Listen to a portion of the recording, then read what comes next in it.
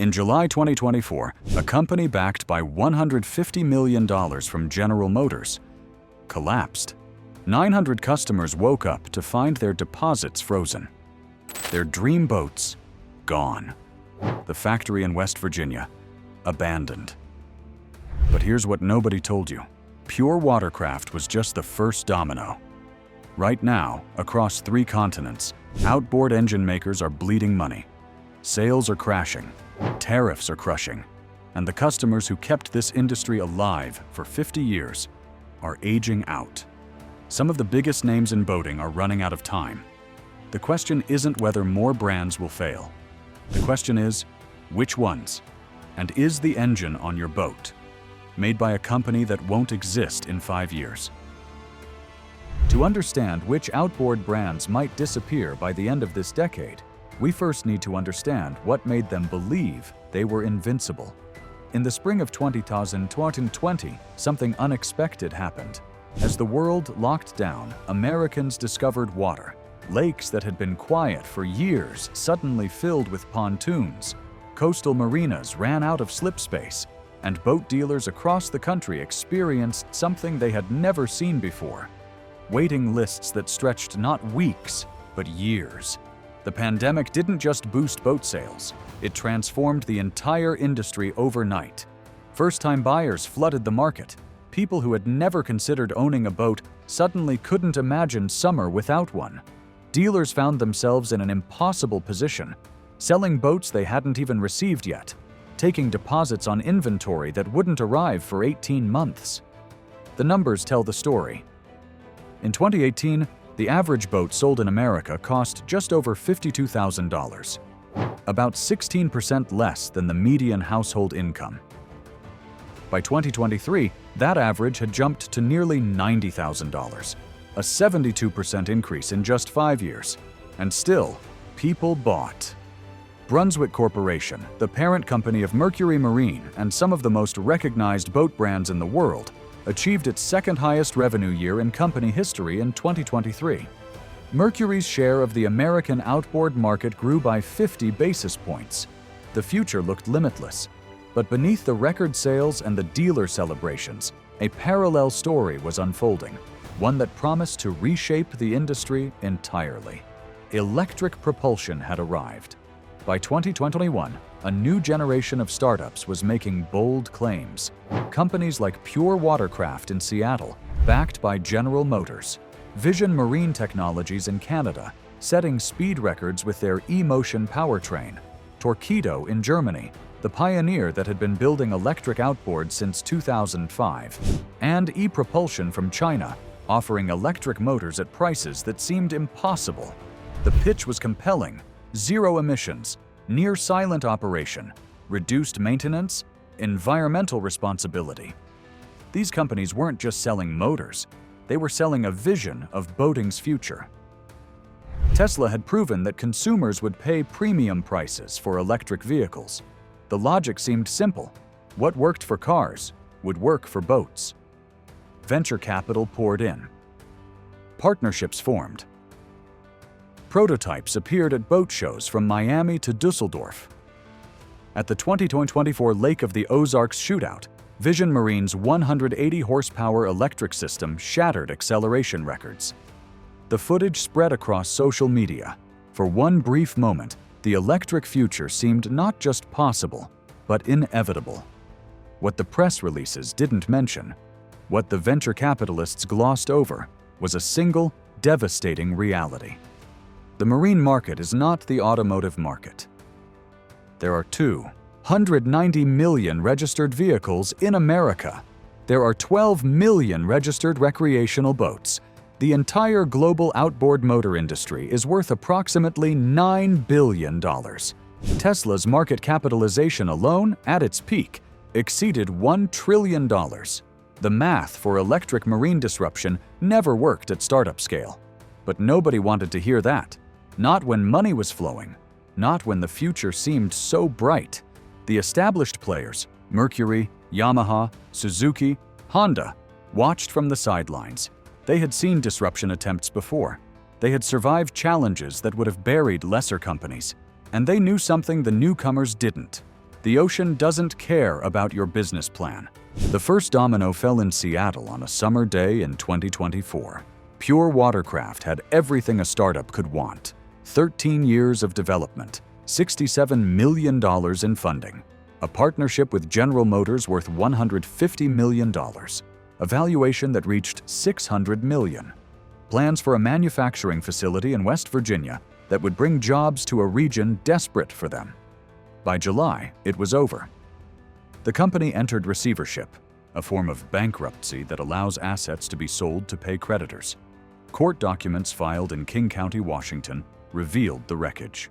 750,000 lithium battery cells sat in a warehouse, rendered unsellable after regulatory changes flooded the market with cheaper alternatives. More than 100 rigid inflatable boats went unsold. 900 customers who had paid deposits found themselves in legal limbo, waiting for refunds that might never come. Between July and September of 2024, the receiver collected just under $1 million from asset sales. Distributions to creditors totaled roughly $500,000.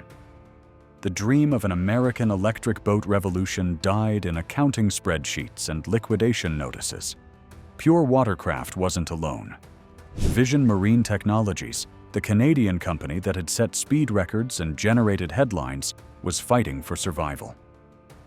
Their financial disclosures painted a grim picture. Revenues for the 9 months ending May 2024 totaled just $466,000.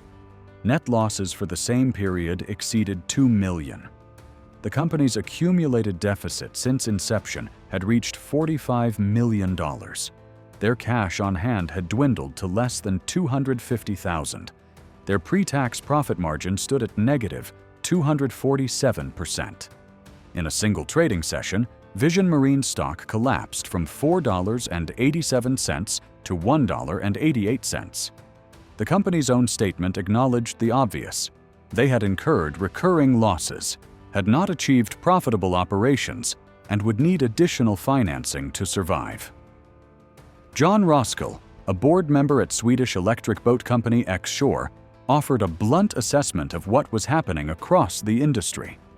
Any companies going bankrupt, he said, were victims of believing in an unrealistic growth trajectory and building cost structures that their fundraising couldn't sustain. The electric revolution hadn't just stalled, it was drowning. But the pain wasn't limited to startups chasing the electric dream. The entire marine industry was being squeezed by forces far beyond anyone's control. Interest rates had changed everything. In 2018, a family financing an average boat at 5.5% interest faced monthly payments of around $360, roughly 7% of the median household income. By 2023, that same purchase at 8.25% meant payments of $164 per month, more than double. The affordability wall had arrived. Brunswick Corporation, the industry bellwether, reported the damage in stark terms. First quarter 2024 saw their propulsion division sales fall 23%, from $751 million to $578 million. Outboard motors specifically dropped 24%. Stern drives collapsed 29%. David Falks, Brunswick's chief executive, acknowledged the reality in an earnings call. High interest rates were pressuring consumer budgets and suppressing discretionary spending. New model year products weren't generating the excitement they once had. Dealers were ordering cautiously, and that pattern showed no signs of changing. By year's end, American new boat retail sales had fallen 18%. The market was approaching unit levels not seen since 2010, the darkest days of the Great Recession. First-time boat buyers, the lifeblood of any industry's future, had fallen to their lowest level since tracking began. And then came the tariffs. On April 2, 2025, President Trump announced what his administration called Liberation Day, a sweeping package of new trade measures that sent shockwaves through the global economy. For the marine industry, the numbers were devastating. A baseline tariff of 10% on all imported goods took effect within days. Additional tariffs targeting specific countries followed immediately. Japanese goods, including outboard engines, faced a 24% tariff. European Union products saw 20%. Chinese imports were hit with 34% on top of previously imposed duties, bringing cumulative tariffs on some goods to 79%. The marine industry worldwide found itself paralyzed, unsure which options to pursue in a landscape that changed by the week. The response from trading partners was swift and punishing. The European Union announced retaliatory tariffs of 25 to 50% on American-made boats. Canada imposed 25% duties on $30 billion worth of American imports, with threats to extend tariffs to an additional $125 billion if tensions continued. For an industry that depends on integrated global supply chains, aluminum from one country, electronics from another, precision components from a third, the tariff war represented an existential threat. So who survives and who doesn't? The electric startups sit in the most precarious position. Pure Watercraft is already gone. Vision Marine clings to existence through a June 2025 merger with Nautical Ventures Group, a desperation move that signals how few options remained. Torqeedo, the German pioneer that helped create the modern electric outboard market, was acquired by Yamaha in January 2024. Within a year, its founding leadership had departed, and significant restructuring was underway. The independent electric outboard revolution isn't dead, but its independent champions are. What remains will be controlled by giants who can afford to lose money for decades while waiting for technology and infrastructure to catch up with ambition. David Donovic of Zinn Boats captured the fundamental problem in a single sentence. "We need more boat bros, less tech bros," he said, "because building boats is hard." Below the startups on the risk ladder sit the Chinese manufacturers who have spent 20 years trying to crack Western markets. Harsun Power Machine, founded in 2004 in Suzhou, exports engines to more than 100 countries and has expanded its lineup to 115 horsepower. Hidea Power Machinery in Hangzhou operates a facility capable of producing 100,000 units annually. Both companies have secured EPA and CE certification. Both have ambitious plans, but reputation problems persist. Dealer feedback from Europe and Australia tells a consistent story. Corrosion issues appearing within 2 years, poor starting reliability, spare parts nearly impossible to source. The quality gap with Japanese and American manufacturers remains significant, and now, with tariffs pushing Chinese outboard prices up by 50% or more in the American market, the price advantage that made these brands competitive is vanishing. Chinese manufacturers face an impossible choice: invest billions in quality improvements to compete with established leaders, or retreat to emerging markets where margins are thin and brand loyalty doesn't exist. Then there are the dependent brands, companies that survive not on their own strength, but on relationships with larger partners. Tohatsu of Japan is perhaps the most vulnerable name that most boaters have never heard of. Yet Tohatsu is arguably the largest manufacturer of small outboards in the world by volume. Since 1987, they have supplied Mercury Marine with engines in the 2.5 to 30 horsepower range. They supplied Evinrude with small motors until that brand's collapse. Every Nissan Marine outboard sold in North America was a rebadged Tohatsu. The problem is simple. Tohatsu survives on contracts, not customers. If Mercury brings small outboard production in-house, or if tariffs make Japanese-sourced motors uncompetitive, Tohatsu's entire business model faces collapse. The forces threatening to reshape the outboard industry by 2030 run deeper than tariffs or interest rates. They reach into demographics, economics, and the fundamental mathematics of scale. Start with the customers. Baby boomers currently purchase 40% of all outboard engines sold in America. They are the generation that built the modern recreational boating market. The buyers who kept dealers profitable, who traded up every few years, who viewed boat ownership as a non-negotiable part of the good life. They are also aging out. The average baby boomer is now between 65 and 75 years old. Their remaining boating years number in the single digits or low teens. Within a decade, the generation that sustained this industry will largely be gone from the water. The generation that should replace them cannot afford to. Millennials and Generation Z combined purchase only 21% of outboard engines.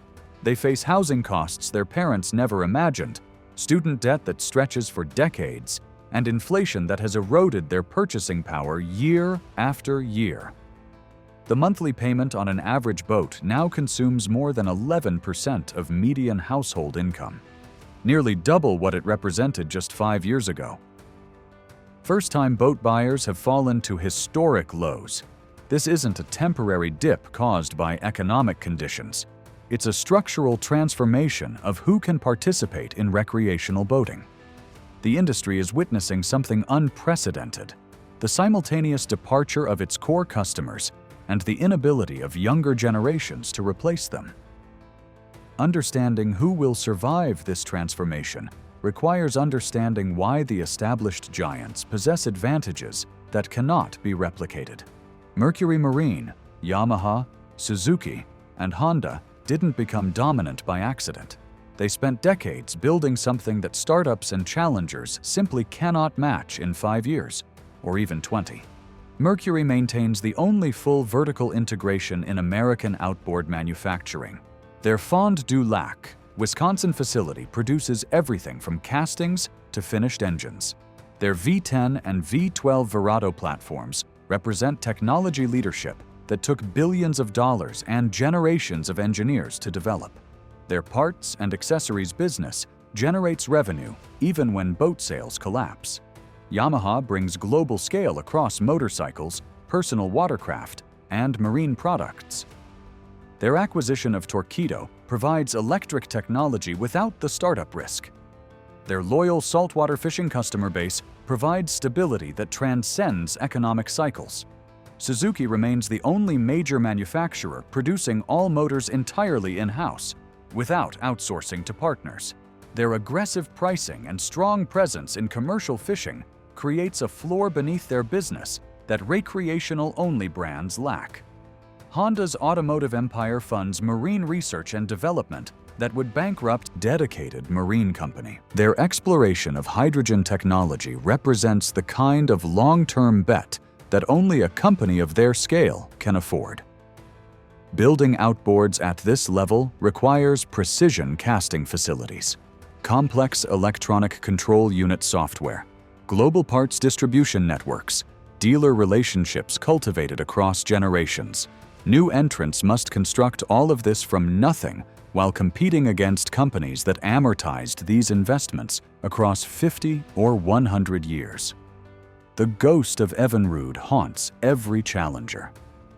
In May 2020, BRP announced the immediate discontinuation of Evinrude production, ending a brand that had existed since 1909. The company blamed the pandemic, but the truth ran deeper. Evinrude had bet on 2-stroke direct injection technology while the market moved to 4 strokes. Their E-Tech engines were genuinely excellent, clean, efficient, reliable. Independent tests confirmed they matched or exceeded 4-stroke emission standards, but perception had already hardened. Consumers believed 4 strokes were cleaner. Dealers found them easier to sell. Technology superiority meant nothing against market perception. Fred Kefauver, former president of Mercury Racing, saw it clearly. Mercury pursued 4 strokes and executed brilliantly, he said. BRP stuck with 2 strokes. The pattern was about to repeat with electricity. By 2030, the outboard motor landscape will look dramatically different than it does today. The question is not whether consolidation will occur, but how severe it will be. The Big Four, Mercury, Yamaha, Suzuki, and Honda, will almost certainly increase their combined market share beyond 95% in developed markets. They possess the manufacturing scale, the dealer networks, the parts infrastructure, and the financial reserves to weather any storm. When smaller competitors falter, these giants will absorb useful technology and talented engineers while letting everything else sink. Electric propulsion will grow, but not in the way the startups imagined.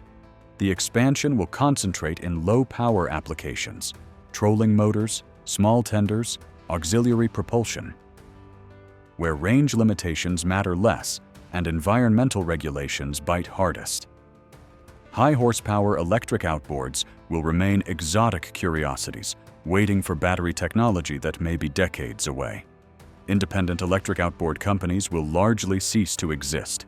The survivors will operate as subsidiaries of established manufacturers, their revolutionary ambitions reduced to product line extensions within corporate portfolios. Chinese manufacturers will retreat from Western markets or accept permanent relegation to discount channels.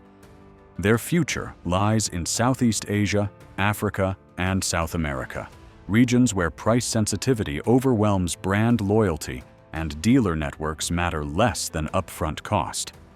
Tohatsu faces the most uncertain path among established players. If their OEM relationships hold, they survive. If Mercury or other partners decide to bring production in-house, or if tariffs make Japanese-sourced small motors permanently uncompetitive, restructuring becomes inevitable. 2 or 3 European niche brands will disappear entirely, absorbed by larger entities, or simply closed when the economics no longer justify continued operation. This is the most likely future, but it is not the only possible future. Wild cards remain in play. If interest rates collapse below 5% and stay there, boat affordability improves dramatically. First-time buyers return. Dealer lots empty. The crisis atmosphere dissipates. This single variable could reverse much of the damage done since 2022. A genuine battery breakthrough, solid-state technology or its equivalent, tripling range at half the weight, would restart the electric revolution overnight. The physics of marine propulsion would fundamentally change, and every projection based on current technology would become obsolete. Trade war resolution through comprehensive agreements between the United States, Japan, and the European Union could restore competitive balance and reduce consumer prices across the board. Political winds shift. What seems permanent today may prove temporary tomorrow. And if Chinese manufacturers achieve genuine quality parity with Japanese brands while maintaining their price advantage, the entire market restructures in ways that favor no one currently at the top. None of these outcomes is guaranteed. All of them are possible. What remains certain is this: the marine industry has always been brutal to optimists. The technology curve in boats runs slower than in land vehicles. The customer base is smaller. The infrastructure requirements are greater. And the tolerance for failure is absolute. Because when your engine fails on the water, you are not on the side of a highway waiting for a tow truck. You are adrift. The companies that will survive to 2030 are not necessarily those with the most advanced technology or the boldest visions. They are the ones who understand something fundamental about this industry. Boats are not cars. Marine customers are not early adopters. And the ocean does not forgive mistakes. A marine mechanic with 30 years of experience once explained it simply. The brands that last, he said, are the ones that answer the phone when something breaks. The ones that keep parts on shelves. The ones that don't promise more than they can deliver. By 2030, some of the names we know today will exist only in memory. But the water will still be there. And so will the people who build the machines that carry us to it, whoever they turn out to be.